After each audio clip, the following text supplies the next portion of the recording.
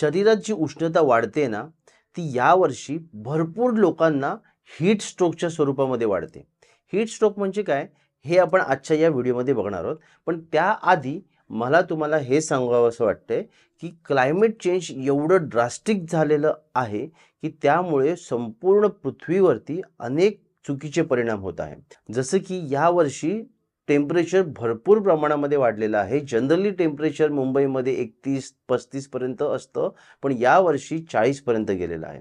काही ठिकाणी तर 50 पर्यंत सुद्धा गेलेलं आहे, पूर्ण महाराष्ट्रामध्ये किंवा पूर्ण भारतामध्ये बघायला गेलात तर. त्यामुळे शरीरामध्ये या उन्हामुळे प्रचंड प्रमाणामध्ये उष्णता वाढलेली आहे आणि अनेक जण हीट स्ट्रोकने सफर करत आहेत. अनेक जणांना हीट स्ट्रोक झालेला आहे आणि या हीट स्ट्रोकमुळे काही शेकडो लोकांचा मृत्यू सुद्धा झालेला आहे. जवळजवळ 40,000 लोकांना हीट स्ट्रोक यावर्षी झालेला आहे आणि त्यामध्ये शेकडो लोक या हीट स्ट्रोकमुळे एक्सपायर सुद्धा झालेले आहेत. मित्रांनो, क्लायमेट हे अतिशय चुकीच्या पद्धतीमध्ये चेंज होत आहे आणि त्याचं नुकसान हे आपल्यालाच होणार आहे, आपल्या पुढच्या पिढीला होणार आहे.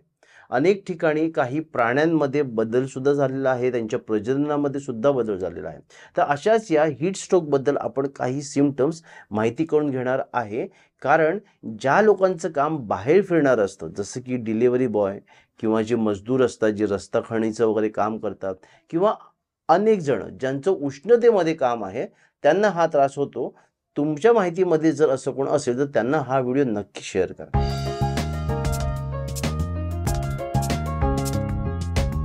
नमस्कार मित्रांनो, मी आहे डॉक्टर सुशांत नागरेकर, आयुर्वेद तज्ञ. गेले 13 वर्ष झाले आयुर्वेदाची प्रॅक्टिस मुंबईमध्ये करतोय. आमचं क्लिनिक ठाणे, पुणे, नवी मुंबई आणि दादर या ठिकाणी आहे. हीट स्ट्रोक जो असतो ना, तो आपल्याला झाला आहे हे कसं समजायचं, तर सगळ्यात पहिलं म्हणजे हीट स्ट्रोकमध्ये आपलं शरीराचं टेम्परेचर वाढतं. हे टेम्परेचर 103-104 पर्यंत जातं. म्हणजे तुम्ही असं समजा की तुम्हाला तापच येतो. त्याचबरोबर मसल्स क्रॅम्प व्हायला लागतात. प्रचंड प्रमाणामध्ये घाम यायला लागतो आणि त्यामुळे शरीरातलं पाणी हे शरीरातून बऱ्यापैकी कमी होतं आणि शरीर हे डिहायड्रेशनमध्ये जातं. त्यामुळे BP लो होतो आणि त्याचमुळे शरीरामध्ये जे इलेक्ट्रोलाइट्स असतात, पोटॅशियम आणि सोडियम यांचा इम्बॅलन्स कुठेतरी क्रिएट होऊन जीवाला धोका निर्माण होऊ शकतो. त्याचबरोबर चक्कर येणं, त्याचबरोबर डिसओरिएंटेशन होणं. डिसओरिएंटेशन म्हणजे आपल्याला समजतच नाही समोर काय चाललंय, काय नाही चाललंय. ज्यांना हीट स्ट्रोक होतो त्यांचे डोळे उघडे असतात, पण तुम्ही जे बोलताय त्याच्याकडे त्यांचं लक्षच नसतं. त्याचबरोबर पोटामध्ये मळमळणं, उलटी होणं, जुलाब होणं हे त्रास सुद्धा या रुग्णांमध्ये दिसून येतात. म्हणजेच तुम्ही असं समजा की ज्या वेळेला हीट स्ट्रोक होतो त्यावेळेला शरीरातलं बहुतांश पाणी हे कमी होतं आणि त्याचमुळे शरीराला त्रास होऊ शकतो. यामध्ये अनेक वेळेला असं होतं की शरीरातलं पाणी एवढं कमी होतं की त्याचा डायरेक्ट परिणाम किडनीवरती होतो आणि किडनीवरती एकदा याचा परिणाम झाला की त्याचा परिणाम मग हृदयावरती सुद्धा दिसायला लागतो आणि त्याचबरोबर मेंदूवरती सुद्धा दिसायला लागतो, ब्रेनवरती सुद्धा दिसायला लागतो आणि मल्टिपल ऑर्गन यामध्ये इन्व्हॉल्व व्हायला लागतात आणि त्यामुळे मृत्यू येण्याची शक्यता असते. मित्रांनो, जी लोक उन्हामध्ये काम करत आहे त्या लोकांना नक्की या काही गोष्टी करणं खरंच खूप गरजेचं आहे. सर्वात पहिलं म्हणजे थोडा जरी ताप आला असं वाटत असेल तर ताबडतोब सुट्टी घ्या आणि त्याचबरोबर त्या तापाचा उपचार डॉक्टरांकडे जाऊन करा. गरज वाटली तर रिहायड्रेशन, म्हणजे जर तुमच्या शरीराचं डिहायड्रेशन झालं असेल तर पुन्हा ते रिहायड्रेशन करणं गरजेचं आहे. म्हणजेच काय, मला काय म्हणायचं आहे की शरीरातलं पाणी जर कमी झालेलं असेल तर शरीरातलं पाणी वाढवण्यासाठी आपल्याला प्रयत्न करणं गरजेचं आहे.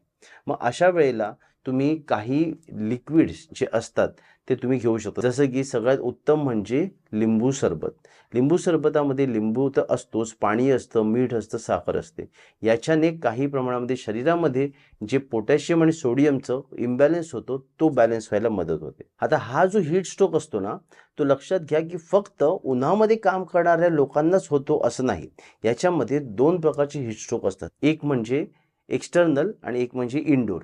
ज्या वेळेला तुम्ही बाहेर काम करत असतात त्यावेळेला एक्झर्शन जास्त झाल्या कारणामुळे एक्झर्शनल हीट स्ट्रोक सुद्धा होतो, म्हणजे उन्हामध्ये काम करत असल्यामुळे. जो इंडोर हीट स्ट्रोक असतो त्याच्यामध्ये काय होतं की तुम्ही असता सावलीमध्ये असता, घरामध्ये असता, पण गरमी एवढी जास्त प्रमाणामध्ये होत असते की तुम्ही उन्हामध्ये नसताना सुद्धा तुम्हाला हीट स्ट्रोक होण्याची शक्यता असते.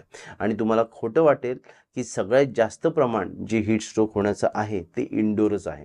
आता ज्या वेळेला असं होतं त्यावेळेला ए सीचा वापर करायला काही हरकत नसते. जर ए सी नसेल तर थंड पाण्यामध्ये बसून राहणं हा एक चांगला उपाय ठरतो.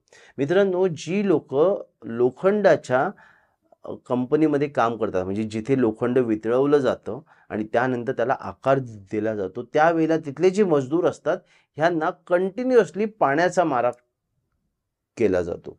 म्हणजेच काय की ही लोक काम करत असतात, त्या गरमीमध्ये काम करत असतात आणि त्यांच्या अंगावरती सतत थंड पाणी टाकलं जात असतं. का? कारण शरीरामध्ये हीट स्ट्रोक व्हायला नको म्हणून. तर अशा प्रकारे हा हीट स्ट्रोक आहे, हा आपल्याला जर सुरुवातीला समजला तर आपण यामध्ये डॉक्टरांची मदत घेऊन आपला जीव वाचवू शकतो किंवा आपल्या प्रियजनांचा जीव वाचवू शकतो. त्यामुळे या गोष्टींकडे लक्ष ठेवणं गरजेचं आहे. आता यामध्ये उपाय काय करायचे हे तुम्हाला काही उपाय मी सांगितलेच आहे, जसे की लिंबू सरबत, सिंपल मिठाचं पाणी जे असतं, नुसतं मिठाचं पाणी आपण पिऊ शकत नाही, म्हणून मीठ, साखर आणि लिंबू असं पिळून हे थोडं थोडं घ्यायचं. एकाच घोटामध्ये संपूर्ण जर प्यायलात तर बऱ्याच वेळेला प्रॉब्लेम हा होतो की पोटामध्ये मळमळतं आणि आणखीन उलटी होऊन शरीरातलं आणखीन पाणी बाहेर निघून जातं. म्हणून हे थोडं थोडं एक एक चमचा दर 3-3 मिनिटाला, 4-4 मिनिटाला हळूहळू थंड असलेलं घेत राहायचं. बॉडीला सतत थंडावा द्यायचा. त्याचबरोबर थंड पाण्यामध्ये आपल्याला बसून राहणं गरजेचं आहे अशा वेळेला. आणखीन एक उपाय या ठिकाणी मी सांगेन तुम्हाला की जेवणामध्ये तुपाचं प्रमाण वाढवा, म्हणजे हीट स्ट्रोक होणारच नाही. त्याचबरोबर संपूर्ण शरीराला नारळाचं तेल म्हणजे खोबरेल तेल ॲप्लाय करा सकाळी अंघोळ करायच्या अगोदर आणि त्यानंतर अंघोळ करा. हे काही उपाय जर केले तर सुद्धा आपल्याला हीट स्ट्रोकपासून काही आपण स्वतःचा बचाव करू शकतो. हीट स्ट्रोक होणार नाही यासाठी पहिला प्रयत्न करणं गरजेचं आहे. हीट स्ट्रोक ज्यावेळेला होतो त्यावेळेला डिरेक्टली डॉक्टरांकडे जाऊनच ट्रीटमेंट करणं गरजेचं असतं. मित्रांनो, पण मला एक गोष्ट सांगा की हीट स्ट्रोक एवढं होण्याचं कारण काय आहे? ते क्लायमेट आहे.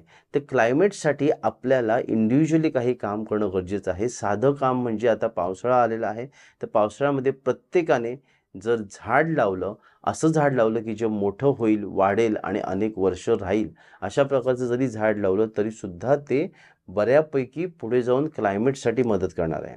त्याचबरोबर आपण जे प्रवास करतो त्या प्रवासामध्ये पब्लिक ट्रान्सपोर्टने जर आपण प्रवास करतोय, स्वतःचं व्हेकल न वापरता पब्लिक ट्रान्सपोर्टने जर आपण प्रवास करतो, ते पण मी डेली सांगत नाही. स्वतःचं व्हेकल असेल तर निश्चित वापरा, अजिबात वापरू नका असं करू नका. पण ॲटलिस्ट आठवड्यातले 2 ते 3 दिवस आपण पब्लिक ट्रान्सपोर्टने प्रवास करू आणि त्यामुळे आपलं जे प्रदूषण होत आहे त्या पोल्युशन्स काही प्रमाणात तरी आपण कमी करण्यासाठी प्रयत्न निश्चित करू शकतो. त्याचबरोबर मी काही वेळापूर्वी बोललो तुम्हाला की या वेळेला तुम्हाला ए सीचा वापर करायला पाहिजे, पण ए सीच्या वापरामुळे आणखीन क्लायमेट खराब होत आहे. ए सीचा वापर मी कशासाठी सांगितला आहे? जर एखाद्या व्यक्तीला हीट स्ट्रोक झालेला आहे तर अशा वेळेला त्यांनी जर ए सीचा वापर केला तर त्याचा हीट स्ट्रोक काही प्रमाणामध्ये कमी होऊ शकतो. पण ए सीचा वापर आपण कमीत कमी जर केला, गरजेपुरती जर वापरला तरीसुद्धा कार्बन इमिशन कमी होईल आणि क्लायमेट चांगल्या प्रकारे सेव्ह होईल.